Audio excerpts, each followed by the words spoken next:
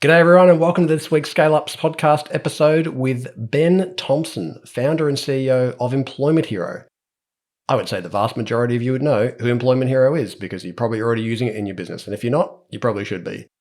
And Employment Hero is one of Australia's most recent unicorns, started 8 years ago by Ben and his partner Dave, but actually preceded by a whole bunch of history prior to that, which Ben unpacks on the show. But we cover such a broad range of topics today, from strategy to operating rhythms, some really sage advice around founder psychology.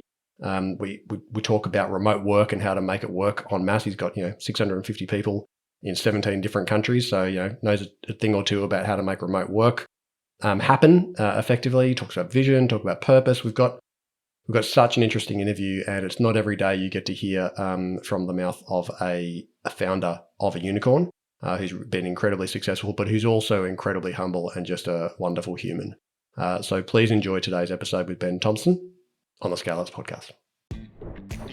Welcome to the ScaleUps Podcast, where each week you get to hear Sean Steele, professional CEO, growth mentor and advisory board chair, unpack the strategies that successful founders have used to achieve scale in their businesses. Stay tuned as he interviews the entrepreneurs who've made it, learns from industry experts, and follows a group of founders still striving to scale. G'day everyone and welcome to the ScaleUps Podcast, where we help first-time founders learn the secrets of scaling so they can fulfill the potential of their businesses, maximize the impact they can create in the world, and make bigger decisions with greater confidence. I am your host, Sean Steele, and I am joined today by Ben Thompson, founder and CEO of Employment Hero. How are you, mate? I'm very well, Sean. Thanks for having me on. Mate, I am thrilled to have you here today. The name Employment Hero, I expect, will ring very common in the vast majority of our audience's mental database. I would say, I've implemented Employment Hero in every one of the last 6 entities that I've led, and I would say at least 75% of the founders that I support personally have already got Employment Hero, and the others that don't have it probably should have it. So I'm a big fan, mate, and I'll let you tell the story. But for those who aren't who don't even have a sense of the journey, I mean, you started this business alongside Dave Tong in 2014, and we're now in 2022, which is 8 years. Yep. And to put in context the scale of the business now, you've got more than 80,000 customers globally and 750,000 users. And 5 months ago, you guys became a unicorn. So congrats on the value that you've been creating for the users and the customers, because from my perspective, anything that makes the life of leaders of SMEs and the teams of SMEs easier really excites me, because what it does is it actually creates value. It creates the capacity for them to do their best work rather than doing work that shouldn't be inefficient. Like Employment Hero really makes so many parts of the process that employers are dealing with every day so much easier. And so I really love that. I'm wondering if you could maybe talk to us briefly about the genesis of the business and then what it looks like today. So kind of, where it started, what's the problem that you were trying to solve, and how are you solving it, and what does the team look like now? Yeah, sure. With pleasure. But firstly, let me thank you for supporting the platform, supporting the product, implementing it into those businesses you've worked with. It's great to have advocates out there, and I think exactly how you explained it, giving people the ability to work on the right things and not worry about the wrong things is the reason it was started. But happy to go back and sort of tell you where it came from and how it got going. So you're right. Dave and I started Employment Hero in 2014, but I had been in business for a long time before that. I started my first business was EI Legal. It's an employment law firm that was started in 2002. It wasn't intended to be an employment law firm. It was actually intended to be a technology law firm, and it rapidly became an employment law firm, and then it led to Employment Hero. So, just to explain how that all happened, I had been working in technology and law. I was an economist first, and then moved to the UK after working in the futures exchange and other things. Moved to the UK and started working in startups in the dot-com boom, and absolutely loved it. And decided that As an economist? No, as a lawyer, sorry. So I was an economist and Yeah, a right, okay. lawyer, and was working in these firms or in these startups as an in-house counsel.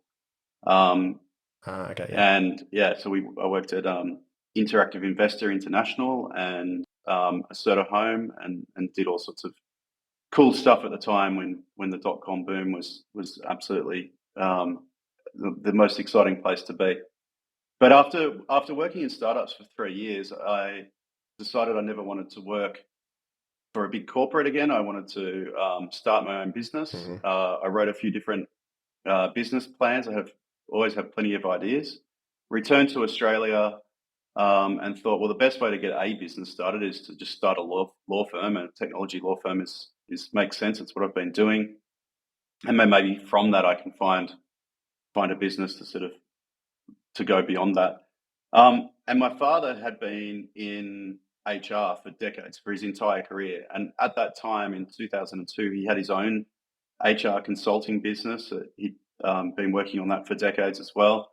And so, being the great man that he is, he offered to help me out and introduce me to some of his clients who he thought might have some legal issues that I could help with. So I went and met with all these different small business owners. Many of them are still customers today. People running service stations, Subway sandwich shops, restaurants, uh, you name it. They're basically like a representation of SMEs. Mm-hmm. And I'd meet with them and say, look, just want to understand what's the stuff that keeps you awake at night. How can I help? And where can I be, the most help? And everybody I met with basically said the same thing, which was employment is the thing that keeps me awake at night. And it's probably worth remembering that this was back in the early 2000s when there was a lot of reform going on in the employment law area. You had state industrial relations reform and federal industrial relations reform leading up to work choices in 2007, which was a really unpopular piece of legislation. But during that period of time, employers were under a lot of pressure to get everything right. Any underpayment claim, you'd end up in the paper. Any sort of mishap, you could end up, with your reputation just destroyed. And these people who I was meeting with were just explaining that they were petrified about being an employer and getting something wrong and ending up in the wrong place. And they explained that they went into business because they were good at doing something, they were passionate about whatever it was that they started the business to do. But within months, if not sooner, as soon as you have a few employees, they recognise that you had to be a motivator, you had to be a payroll expert, you had to be a employment law expert, you had to be a recruiter, you had to be you name it. There's just dozens and dozens of different tasks that fall under this title of employment. And unlike just about anything else in the economy or any skill set, employment doesn't come with a set of requirements for you to become an employer. There's no sort of qualification to become an employer, like a parent, where you get handed a child and you're told to keep this thing alive and don't mess up. Good luck. Yeah, good luck, Yeah. and that's it. And then, although they do put you into a mother's group, at least they put the partners into a mother's group. But with an employer, there's not even a mother's group. It's just you're an employer now. Don't make any mistakes. And the rest of it you have to figure out yourself. And so I sort of reflected on that everybody had said the same thing, and they all felt the same anxiety. And it occurred to me that 98% of businesses are SMBs. And that's not just Australia; that's around the world. SMBs are where 70% of jobs are created. It's really you would have heard the term. It's the engine house of the economy. It's mums and dads opening small businesses and employing lots of people. It's really where wealth starts, where opportunity starts. And in fact, it's 48.5% of global GDP are the wages that small businesses pay to their employees. Yeah, no one really stops to sort of think about the fact that most of the money on earth that goes around and makes the global economy work is, at its heart, is the wages that small businesses pay to their staff. We'd be lost Yeah. without them. So when 100% of the people I spoke to all said that they were petrified about being employers, it made me think, well, what would a world look like if these people felt confident about employing people, not apprehensive? And what would the economy look like if every SMB was proud and confident about every job that they could create? How could we make it easy for them to be in that situation? And that led me from employment, EI Legal, the law firm, into creating employment innovations. And really the idea there, which is my second company, was, well, how can we centralize all of employment, like all of the services that SMBs need? Could we create what we used to call the ultimate HR department for a small business? Could we create that ultimate HR department like a hub and spoke, and then have businesses tapping into those services? And so we created Employment Innovations, and we scaled that business. Still running today. It's a great business. It's still growing really quickly. And it operates across Australia and now into New Zealand, and it does services like payroll bureau, employment law still, HR consulting, migration, all sorts of, basically everything that every small business needs. And so that business grew and was doing really well. And then one day I sat down, or one night, and read this article called "Why Software Will Eat the World" by Mark Andreessen from Andreessen Horowitz. And it described in a couple of pages that in the world in the early 2000s, technology had advanced so far and become so accessible that if you were in a services business, the chances that somebody would digitize your services business and replace it with a SaaS company, software as a service, as opposed to human-driven services, was very, very high. And the ability for me to create a software business had never been so easy. AWS was starting to form up at the time. You could have hosted services, code bases were changing, really light coding frameworks were around. And so I just walked into the office the next day and noticed that we had two people whose job it was to photocopy documents, put them into manila folders and ship them to our clients all around Australia. And these were welcome packs: a tax file declaration, a super choice form, an employment contract. The stuff that every business needs to employ somebody is 100% common. And here we are printing it and posting it around Australia in cardboard boxes. And it was like, that is like the easiest decision to make. That's where we're going to start. We'll digitize onboarding, contracts, everything that it takes to employ somebody. And that was Employment Hero. So that was how it started. And not long after getting it started, Dave and I stood at a whiteboard and said, well, what else would we've done onboarding, what else would a small business need? And we still have that whiteboard. I think we captured 8 different product areas that the platform would need to have, including payroll. And actually on the whiteboard was KeyPay, because I had invested into KeyPay at that time. And so we were building our payroll solution, we were building our HR platform, and that was the very start. And as you said, now here we are, 8 years later. We have actually just about 900,000 monthly active users on the platform. We'll be over 100,000 employers on the platform. We're in Australia, New Zealand, Singapore, Malaysia, and the UK. We have opportunity to go into other countries as well, which I'm sure we will.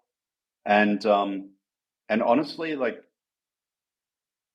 with every day that we've been doing this, we've learned more about how to help employers, and then more recently, we've really learned that employees are the next big opportunity to really help employees make employment more valuable to them is something that's incredibly important, particularly with high inflation and low buying power. There's a lot we can do in that space. So we're working hard on a bunch of new initiatives around employees as well as employers.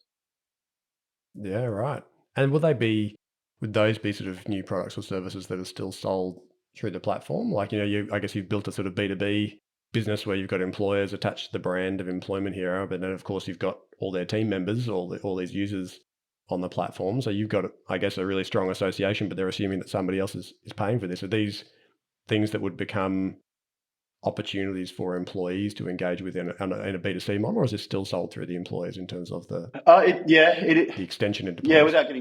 Without sort of describing too much, it's all coming soon, but it is a B2C opportunity to engage directly with employees, because employees don't stay with just one employer, right? They want to move around throughout their careers, and maybe a better way to describe conceptually what we've recognised as an opportunity. It's pretty easy to tell you where we're at. Basically, the last 8 years have been spent digitising employment, taking what was done with paper and manila folders and filing cabinets. When we started our careers, that's how HR was managed, and we've spent 8 years digitising all of that and putting it into a platform. And so there's no paper anymore. You don't need to have any paperwork to be an employer. The next 8 years, or however long, probably forever, is actually thinking, well, now that it's all digital, how would you manage employment in a purely digital environment? Because so much of what we've done in the past and the way that employment's managed today, even digitally, reflects the way that it had to be done before it was digital, not the way it should be done now that it is digital. And a good example of that is the fact that around about 32% of people get paid monthly in arrears. Right. That made sense when, invoices and, paperwork was how you had to, you had to post somebody an invoice, you had to wait for them to receive it, then pay it, then post it back with a check, then bank it.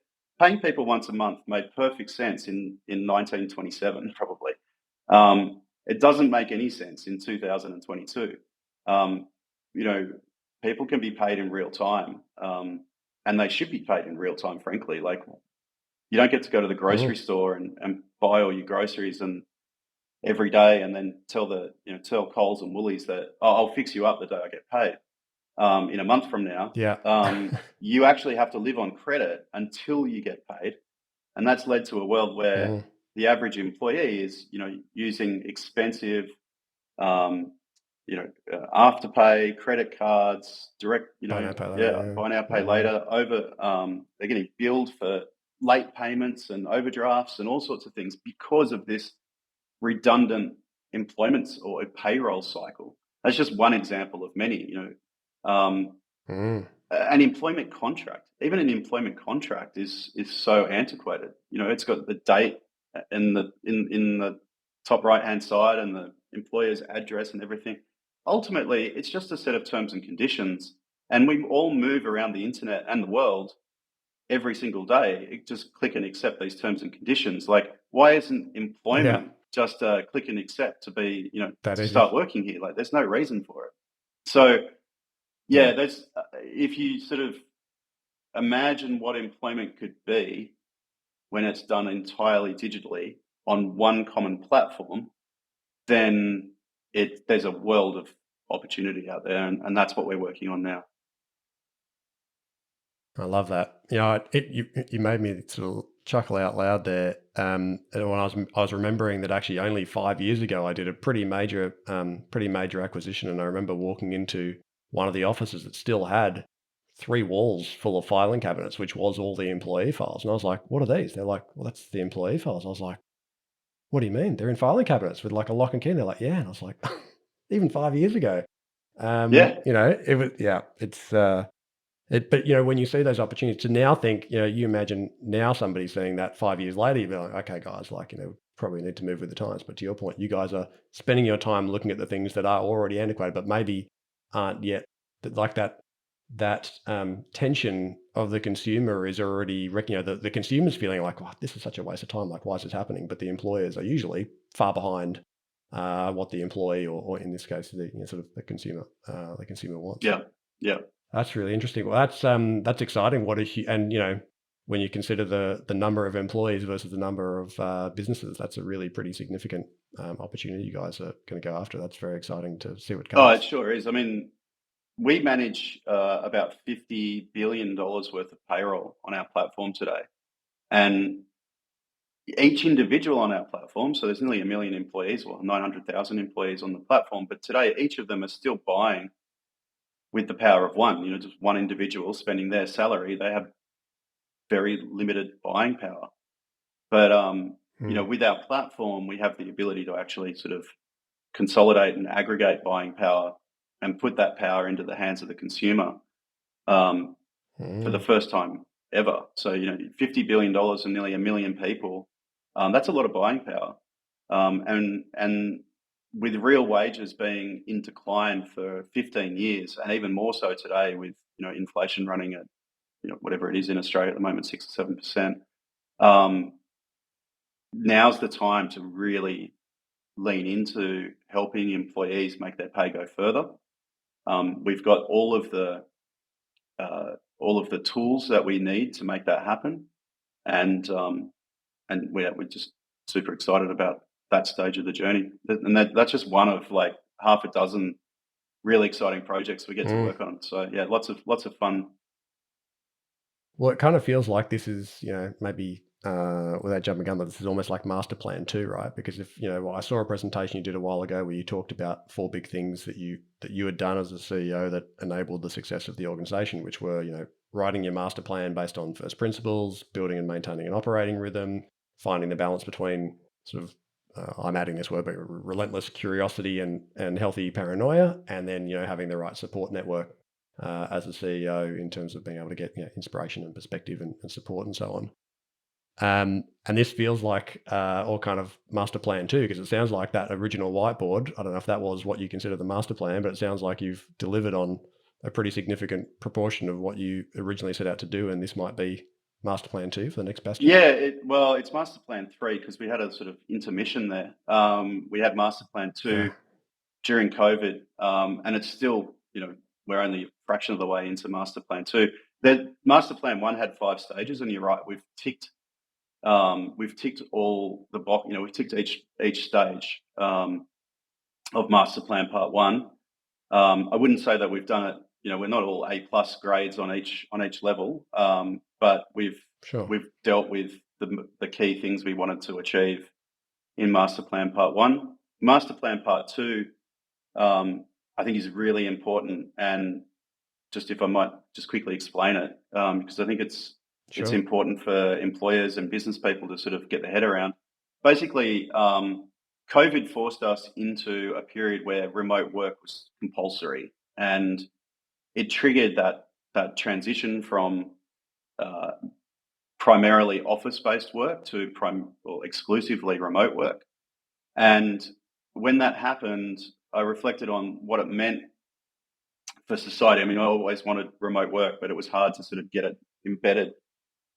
And what it really means is that it's socially and morally, it's a far better situation to have remote workers. It means that parents, carers, people living with disabilities, people that have chosen or maybe not chosen to live in regional and remote areas, they've all been excluded from the workplace. If you couldn't get on a bus or get in your car and drive to the office 5 days a week and 40 hours a week, sit in that office, you were not going to be considered for a huge proportion of roles. And now that we've got this ability to work remotely, we can include all of those people in online work, and that's just better. It should be done. The fact that people are debating how do I get everyone back to the office, it just blows my mind. Those people are actively choosing to recruit people from about a 20 or 30 kilometre radius of their office. Their talent pool is like less than 1% of the total working population in Australia. So they're saying, I think we're going to be better if I can recruit from a tiny little talent pool and I can force them all to come into the office. And I'd prefer to do that than to include all of these people who are highly educated, highly capable, desperate for work and willing to work remotely, they would prefer not to do that. So I think we have to preserve remote working for all the reasons I've explained, and then educate people to realize that if you do adopt remote work and sustain remote work, your talent pool becomes literally the world. We have 600 people, just over 600 people working for Employment Hero today, and they reside in 17 countries around the world. Wow. It wouldn't be possible for us to have recruited 450 people in the last 2 years who are all like hen's teeth, highly skilled full stack developers, unless we had adopted this open employment remote working arrangement, because we've been able to go out and find incredible talent, incredible engineers, incredible marketing people, all sorts of different people. But we couldn't have done that without remote work. So we want to maintain remote work. We want to help businesses understand. Ben, sorry, whilst you're there, I think it'd be really fascinating if you could share a few insights as to what are some of the things that practically have really been super important in your ability. You've obviously gone out with a policy of trying to attract the best of the best from wherever they happen to be. But there's still plenty of employers out there who are really struggling with do I go completely remote? Do I do hybrid? I bring people back into the office, and there's all the range in between. What are some of the things that have really helped you succeed in continuing to build culture and be productive and enable sort of efficiency and effectiveness in a remote first model? Yeah, well, we had the advantage of already practicing the Rockefeller habits, which I know that you're very familiar with. So Rockefeller habits, or the scaling up system, it's a guy called Vern Harnish, who's a business consultant and trainer, has gone around the world for decades teaching people these habits.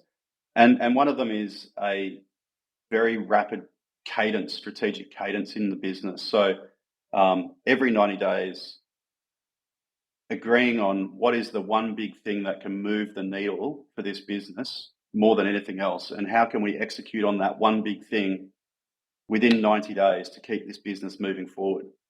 And so we've been practicing Rockefeller habits since 2000, when I had 10 employees in the company. We have never missed a quarter where we have what I call, it's a bit of a bastardization of the Rockefeller habits. I call it the golden question. What's the one thing we can achieve in the next 90 days that will take us as far as possible from where we are towards our BHAG? And one of the common terminology that we use internally is velocity towards BHAG, V to B. It's like, is that going to increase our V to B, or is this decreasing our V to B? It's a touchstone in our business. And so when I mention all that because when you have that framework in place and that cadence in place, and something like COVID happens, it's very easy to say to the whole company, all right, something massive has happened. In order for us to maximize our velocity towards BHAG, we need to go remote. What does it mean to go remote? How can we do it as well as possible? And so we spent at least one quarter, but probably, over the last 2 or 3 years, we've probably spent, 2 or 3 quarters becoming good at remote first working, asynchronous communication. I recall one of our themes just a couple of quarters ago was async or swim, and async. It was great. So basically, like asynchronous communication, you can't be globally remote unless you can be asynchronous in how people consume the information and communicate in the business. So, we spent 90 days just rehearsing how to be asynchronous, how to do it really well. What does it mean? So we built our Confluence pages, and now everything in the business starts with a page in Confluence, and anyone who joins the business can read everything that they need to learn whenever they need to read it. You don't need to attend a meeting to communicate something because it's already been captured and presented in the best possible way. How do we do it? Like, what's made us successful in that is having the foundations of a high cadence business strategy that gets reviewed at least every 90 days. Sometimes we'll actually pivot mid-quarter if we think that we're off track and that we could improve even more. And then once you've got that cadence in place, then you can focus on doing the right things well. And so for us, pivoting from being a predominantly office-based business to being exclusively remote, we've done it really well because we've focused on doing it really, really well. Yeah, that's really nice. And we could spend plenty of time unpacking all of the rhythms and the operational rhythms around scaling up and the Rockefeller habits. I'm interested, however, the third point in that presentation that you had talked about, this sort of balance between curiosity and also having a healthy paranoia. Can you just talk about how do those sort of two perspectives show up in the business in a practical way? Yeah. So in terms of a healthy paranoia, maybe not be that healthy, but I started the business.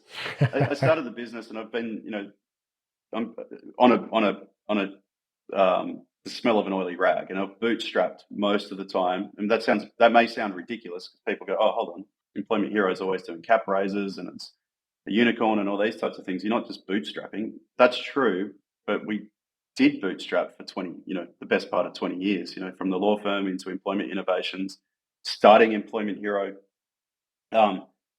It's always been bootstrapped. Cash flow has, never been plentiful until recently. And so I couldn't get anything wrong. I literally couldn't afford to make a mistake. That's probably true for 98% of small business owners. You don't really have the option of making big mistakes. You don't survive. And so I would arrive I'd arrive in the office or at my desk on a Monday morning and would be thinking, how do I make sure that this week is as good as it could possibly be? Like, what are the things that I have to do to avoid any existential threats? It seemed like a Monday was always the existential threat day. And I would then sort of plan my week around overcoming existential threats. And then during the course of the week, you're sort of making sales and doing marketing and building product and everything else. And gradually over the course of the week, you'd see lots of good things happening. And you get to Friday and you'd be like, "Oh my God, this has been a really successful week." And so you finish all optimistic and the future's bright and everything's out there. But for some reason, come Monday again, I sort of hit the chair and it's like, "Oh gosh, starting again. What do I have to work on? What are the threats? How do I overcome them?" So that's just been my rhythm every single week, is fighting for my life and celebrating whatever we've achieved in that 5-day period on the Friday afternoon. And it just keeps you, hyper focused on doing the best you can every single day. I don't know whether that's just me and my makeup, but that's the paranoid part of the story. And in terms of curiosity, that is my makeup. My parents called me Mr. Y, like a lot of kids, I'm sure. But I had to understand why things worked the way that they did. I had to understand. I still have to understand the background of something, the underlying principles of things. Like why does stuff have to be done that way? And I will dig until I get to the first principles of just about anything that I'm interested in, and that is just an unending curiosity, and that then I think that is just one of the most important things for people in business to be, is curious and get right down to first principles. In fact, it's I don't know if I can take a minute just to explain what I mean by that, because it's one of the. Well, I was going to ask you that question because that was the first item on your presentation, was that, and my question was, what did you mean by first principles in the context of your master plan? Yeah, it's I look, just to be transparent with people, I'm sitting here wearing a SpaceX cap. I'm obviously a Elon Musk fanboy. I've watched what he's done with Tesla and SpaceX and all sorts of things, and I take a lot of inspiration from it. And one of the things I've learned, and one of the most powerful things I've learned from him is that first principles thinking. I probably was doing it, but I didn't know what it was. But it's really hard to teach. And so basically, just to describe it, so first principles is understanding the elements of anything down to the lowest possible principles. To put that into perspective, employment, you could just break employment down and say, well, what is employment? Well, it's recruitment, it's payroll, it's all of these different elements that we have. Hold on, sorry. Just getting a phone call. Yeah, it's just all of these. You could spend a decade studying employment and not get to the bottom of it. You'd have to be an employment lawyer. You'd have to be a systems architect. You'd have to be an engineer. You'd have to be an HR consultant. But if you dig deeply enough and you understand the history and the underlying issues driving employment, any particular topic, then what you get is the ability to take those foundation stones and put them together in ways that no one else ever has, because everyone else just takes what they see, i.e. that people get paid once a month, and they're like, well, that's the way it is. That's reasoning by analogy. People get paid once a month, or people get paid fortnightly, or people get paid weekly. If that's where your level of understanding is, then that's all that will ever be. But if you understand why somebody gets paid the way that they do, and what would be possible if you understand the whole payment infrastructure in the economy, and the fact that actually, if you understand the payment infrastructure, you could put payroll together in different ways and you could pay people in real time, then you have the ability to design something that's completely unique. Entirely different. Entirely different. A great way of, a great example, just to finalize the sort of explanation, is if somebody says, I'm a baker, I can bake bread. Well, there's two different types of bakers. Somebody may have seen somebody do it. They've seen how you bake bread. They know that you grab some flour and some water and some sugar and some yeast, and you mix it up and you stick it in the oven and you got bread. Other people would go to the extent of going, well, I know that there are like 20 different types of wheat, and where they're grown and how they're grown affects the qualities of the wheat, the amount of protein in there, the way that it binds, and the way that the bread feels. And they know that the soil that the wheat was grown in gives it certain qualities. And so when they go to bake a type of bread, they're actually thinking like, well, I want to choose the right wheat from the right soil with the right amount of water in it. And then I'm going to blend that with all these other things that no one's ever thought of before to create a new and better type of bread. So there's just a very different, and that new better type of bread might be something that makes that person a multimillionaire because they've just done something entirely new and different. But they had to start from first principles to achieve that. That's the difference between reasoning by analogy and thinking from first principles. That makes a lot of, well, I was going to say it makes a lot of sense. It's obviously as you said, it's a very hard concept to pack into a very short time frame. But I get, when you think about that, you're getting right down to, you're getting past all of the assumptions, all the way down to some really core kind of hypothesis that could be put together in different ways to actually make something new. I love that. Yeah, I think engineers do it well with it. And lawyers maybe, because you're learning about, when you do a law degree, you learn from Plato, you learn philosophy all the way through to contract law or whatever. But yeah, there's a few industries that I think teach that type of thinking really well, but they're a minority, and most people are just seems like a missed opportunity in training, right? Absolutely. Yeah. Yeah, wow. It feels like it's even a kind of missing ingredient in innovation courses and stuff for leaders. If Definitely. you get leaders questioning in that way, you get some pretty interesting innovation from the inside, rather than just looking out to see what's there. It just unfortunately. Sorry, just to finish that. So but unfortunately, the people to do it, you have to be born curious. You have to be willing to keep digging until there is nothing left to dig into, and that you have got to the very bottom of whatever it is that you're studying, and that isn't something you can teach. Yeah, okay. So there's an innate curiosity that's got to be there in the first place. Ben, I've got lots of questions about the journey, and there's lots of stuff that you've done strategically with the business, which I'd love to unpack. But I know our time's also short. I'm really interested about your journey. What's been the most difficult period you faced as CEO in the business? Look, based on a recent memory, basically, I would say there was a period not long after we had started Employment Hero where I was bootstrapping the development of Employment Hero. I'd invested into KeyPay, so a lot of my free cash flow was gone. I had Power to Motivate, which was another startup business. Um, uh, and I had Employment Innovations, which was really feeding everything. And the law, so everything was very tightly coupled and very, on the edge.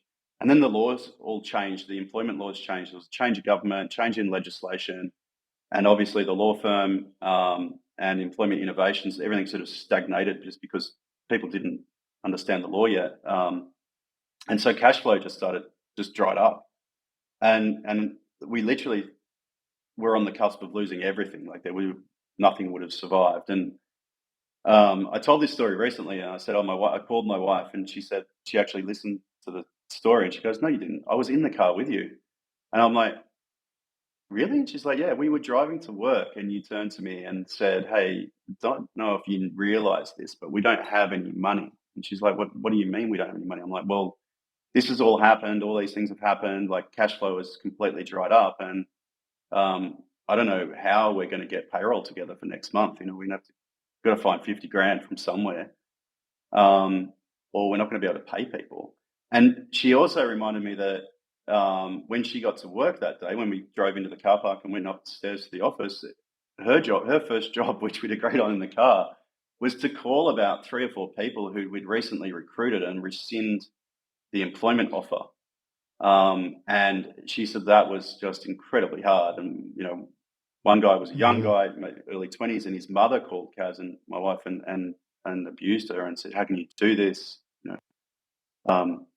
He's resigned from work and completely understandable. Like he wasn't happy.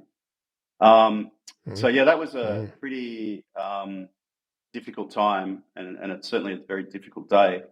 But we had to get everything together. We had to cut costs. We had to bring in invoices. We had to bring forward payments and delay others. And somehow we managed to thread the needle, and we got through it. And that was that's not an unusual day for most people that own their own business, right?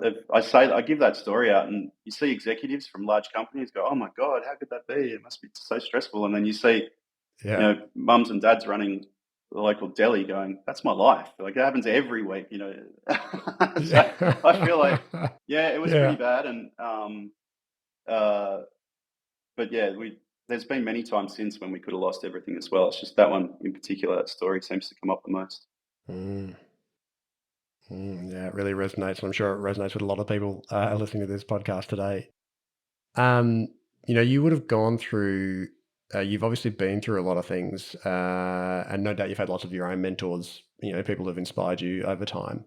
When you think about what are some of the pieces of advice, might be one or two, things that have stuck with you through this period that have actually been sort of pivotal in how you've been able to get the company to this stage, pieces of advice that just kept coming back in different situations where you're like, geez, that was such good advice because it's actually really saved me or helped me numerous times over?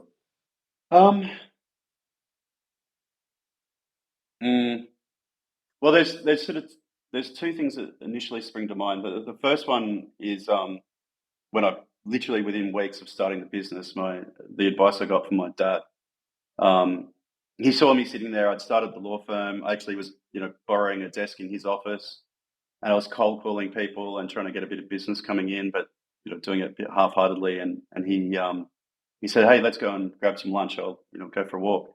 And on the way to this restaurant or this little takeaway place we're going to, he said, "Hey, I just noticed that you're sort of sitting there. You're trying to get the business started, but I just don't think you've got your head around what it's like to own your own business yet." I'm like, "Oh, I think so." He said, "No. You've spent the last 10 or 12 years in the corporate sort of world, and he said the difference is when you're in the corporate world, you're looked after. You're like an animal in the zoo. People come around and they give you your food every week, your paycheck.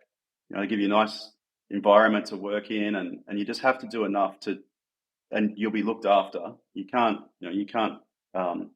completely stuff up, but so long as you don't absolutely stuff up, you're pretty much just looked after by the enterprise around you. And you sort of forget that that's what you are. You're an animal in a zoo. And certainly no criticism to anyone watching this on where you are and what you do. But when you start your own business, you're out on the prairie. You've got to hunt your own food. You've got to catch it, kill it, skin it, consume it, and then you've got to do it every time. You've got to be constantly like aware of your surroundings and how you're going to make a dollar and how you're going to grow and how you're going to keep things running. And you've got to realize that every other animal out there is trying to do exactly the same thing, and they don't give a shit whether you live or die. And that's what you are now. You are, you're in the jungle and you're still behaving like you're in the zoo. It's a subtle difference, but you got to understand the difference. And it sort of clicked with me. I was like, I got back from that lunch and sort of sat down at my desk and like, yeah, actually, that's a different mentality when you're your own boss and you run your own business, and you've got to be a bit more aggressive and a bit more paranoid. Maybe that's where some of the paranoia came from. So that was one super good piece of advice that has stuck with me. Yeah, I love it. And the other one is surround yourself with people who understand that environment. Like if you're in small business, you own your own. If you're in business, you own your own business. You know what it's like to have that experience I just mentioned about being in the car and not knowing how you're going to make payroll the next week, or know that a competitor's come out with another product like yours and that it's going to potentially jeopardize your existence. You know what it really feels like to stress about, these existential threats that could just wipe you out. And then you go to a barbecue on the weekend and you meet with all your mates and they're all in like nice jobs and they're on a salary and they, oh, how you doing? And you're like, yeah. And you're like, oh yeah, like things are okay, blah, blah, blah. You can't tell them that you need to raise, 50 million bucks or you need to, I want too many examples to mention. So you want to find people who actually know what you're worried about and experience the same things, and that's where groups like Entrepreneurs Organisation, EO, or YPO, Young Presidents Organisation, are just worth every cent that in membership fees, which is $5,000 or something a year. Because every month you get together, you get put into a forum when you join one of these organisations, and that forum. Get to know it. They meet every month without fail, and they share. They can't do business together, so there's no conflict. And they share the stories of what's happened to them that month, and the highs and the lows, the top 5% and the bottom 5%. And by the time you go around the room and you each give a 5-minute update on what's happened in your month, you have more perspective on where you are in the world and how you're feeling than you ever get outside of that environment, because you could have walked in there thinking that you were shooting the lights out, and then somebody says, oh, and by the way, we just became a unicorn, or you could walk in there thinking that it's the worst month of your entire life, and then somebody says, I'm divorcing my wife, and it just puts it all back into perspective. So I think being a member of an organization that gives you exposure and a perspective on what you're doing is something that I have never regretted. I've been a member of both EO and YPO for the best part of 2 decades, and I recommend it. Can't recommend it highly enough to anybody who qualifies. So they would, know where you are, know that if you're whether you're in the zoo or you're in the jungle. And then surround yourself with people who understand what you're dealing with and that you can trust. They're the 2 pieces of advice I'd give. I love that, and we've had many founders on the ScaleUps podcast who've been members of YPO. Some have been in EO, some have been in Club of United Business, some have been in a range of organisations. But to your point, you got to check your neighbourhood, right? Like you got to look around at who's around you and go, well, where am I getting my perspective from? Where am I getting the kick in the ass when actually I'm being lazy or I'm not paying attention to something that I should be? Sometimes you need to be taken down a peg. Sometimes actually you really need to be lifted up. And if you don't have those people around you, being a business owner can be a pretty lonely place sometimes. So yeah, couldn't agree with you more. And Ben, we're right near the end of our time, and I've got one last question for you.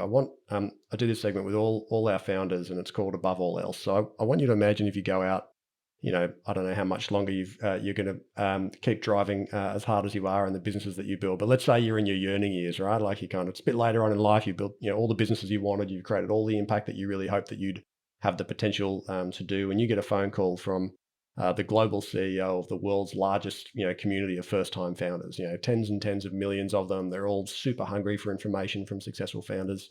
And she says, Ben, I would like you to finish this sentence. Above all else, what are the three things that a founder must get right if they want to scale? What would be your three things that, above all else, a founder really needs to nail if they truly want to scale their impact? I would start a business with a real purpose. Number one, it's hard to attract and retain top quality employees, but it's almost impossible if you don't give them a reason to engage in your company. And the difference, you can feel the difference between a business with purpose and a business without one. One is just energized and it radiates, and the other one is terrible. No one wants to be there. So if you don't know what the purpose of your business is, discover it or create one. And as the CEO and founder of that, that's your mission. You've got to beat that drum day in and day out, and communicate that to every person that's anywhere near the business. So that's a super important thing. The second thing I would say is get an operating rhythm, like a competitive advantage. An operating rhythm in your business is a competitive advantage. Like over the decades that I've been in business, I've recommended Rockefeller habits to hundreds and hundreds of my peers and said, this has worked really well for me. And I've watched them try and implement something like the Rockefeller habits and fail. Just too hard, or got distracted, or people didn't come along for the journey. So if you can do it, if you can actually implement something like Rockefeller habits, it's a massive strategic advantage, because when you're threatened by something, or when you have an opportunity that you can go after, I can, not click my fingers, but I know that I can take this company, 650 people, I can focus them on that one thing. I could start that today, and I know that we would execute on it, and we would do it within months. Others would probably just be like, they'd see that threat and they'd go, oh well, that's a shame. Like, we can't do that. So make sure that your business is capable of being directed and managed with that level of cadence. And then third thing, as a CEO,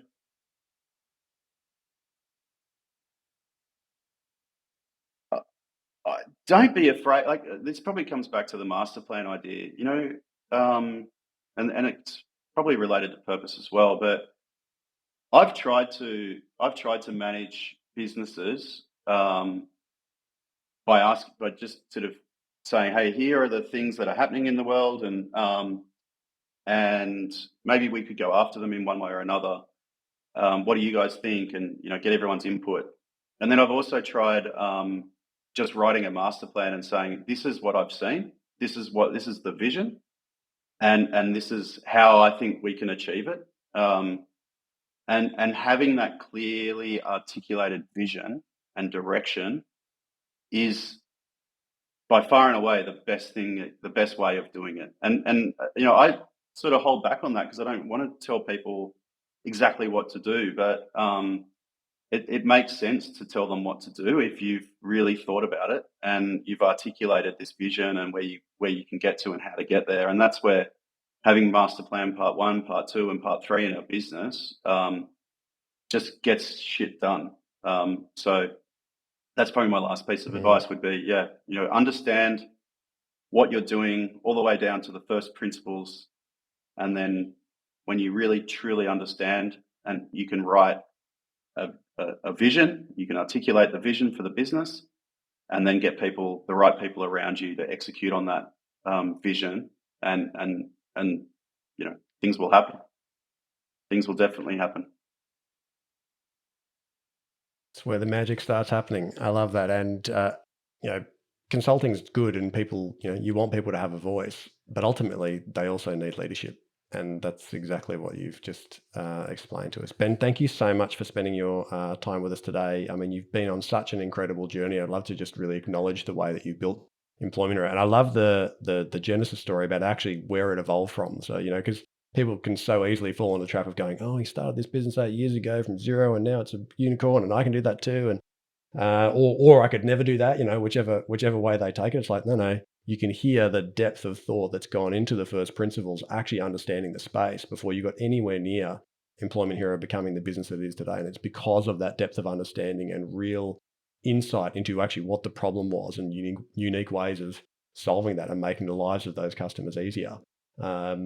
You've unlocked a lot of value in the world through the business that you've created and your team in the way that they've executed it. So, kudos to you guys. Incredible job. And thanks for sharing some of your learnings with us today. How would you suggest, Ben, if people want to kind of follow along with the Employment Hero journey or kind of learn more about where the business is going in the future and sort of stay connected to it, where would you send them to? Firstly, our website, so employmenthero.com. And there are heaps of resources out there. I'm not, honestly, when I say that I created this business to make employers feel proud and confident of what they do, that's all we're committed to. And if you need anything as an employer, if you're looking for literally any piece of content, from employment materials to contracts and policies, just go to the website and we've got it there. You can download it, and you can stay up to date with what's going on in the world of employment wherever we operate. That's probably the easiest way to do it. Otherwise, if you're up for some silly banter and memes on Twitter, you can follow me at Ben Thompson on Twitter. Brilliant, mate. Thank you so much. Well, folks, I hope you enjoyed the show today with Ben Thompson. Ben, huge thank you from me and from our audience. If before you go today, if you liked what you heard, please subscribe on your favorite podcasting channel. It's the best way to obviously get new content. Leave us a review. Tell us what you thought about Employment Hero and the episode with Ben today. We'd love to hear it, and we read every review and we love them. So if you want to catch us on the socials, it's at ScaleUps Podcast on all your favorite socials. But you've been listening to the ScaleUps Podcast this week. I'm your host, Sean Steele, and a huge thanks to Ben from Employment Hero. Thanks a lot. Thanks for having me on, Sean. Cheers, mate. G'day everyone, just a couple of quick things before you go. If you have questions that you'd love myself or an upcoming guest to tackle about challenges that you're facing in scaling your business, please just jump straight on the website, scaleupspodcast.com. You can record your message straight from your mobile by hitting the button on the right-hand side of the page, or you can just email them the old-fashioned way, questions@scaleupspodcast.com. And just a quick reminder, nothing we spoke about today constitutes financial or business advice. If you are considering making big decisions in your business, seek out a professional who can look at your situation in detail and make sure you're getting sound, personalised advice. Thanks for listening. Look forward to being back in your podcast feed next week.